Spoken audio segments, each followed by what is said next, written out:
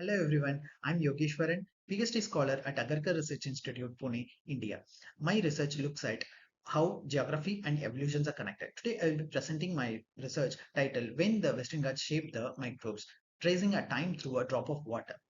Western Ghats are like India's green spine, a 1600 kilometer of mountain range that runs along the west coast. Even though it covers less than 6% of India's land, it shelters about 30% of all our species, many of which exist nowhere else in the world. We know a lot about animals, plants, and even frogs and snails. What about the invisible life? Inside every stream of Western Ghats lives a microscopic world. One among them is diatoms, a glass-walled microalgae that make up nearly a quarter of world's oxygen. I decided to focus on one common but fascinating group called Gumphonia, which found in all kind of environments. In the field, to answer that, I collected almost 500 plus samples from the hundreds of streams of Western Ghats.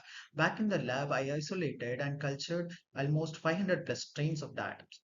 Each one of them was like a tiny piece of ancient puzzles, right? Under the light and scanning electron microscopy, I studied their patterns to understand the morphological diversity. Interestingly, we discovered and described a new genus called Indiconima found only in peninsular India, and I sequenced almost three genes to understand their genetic diversity. What stood out was that here was a several strains formed a unique clade from the Western Ghats, separated from others from the worldwide, suggesting that these mountain ranges acted as a natural barriers shaped their evolution. Next, I used a method called species delimitation to see how many unique lineages exist. The analysis revealed 55 genetic groups with 34 novel clusters, showing that much of India's datum diversity is still unknown. Using fossil calibration points from earlier studies, I created a time calibrated phylogeny, a kind of molecular clock that let us see when the splits happen, just like using a old coin to date a archaeological site. The research shows that the Gomphonia splits from its family around 45 to 55 million years ago, with a burst of diversification happened in early Miocene about 23 million years ago.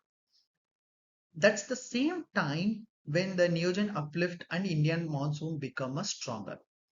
This is the study help us to see how even a smallest organism respond to a big edge process like climate change.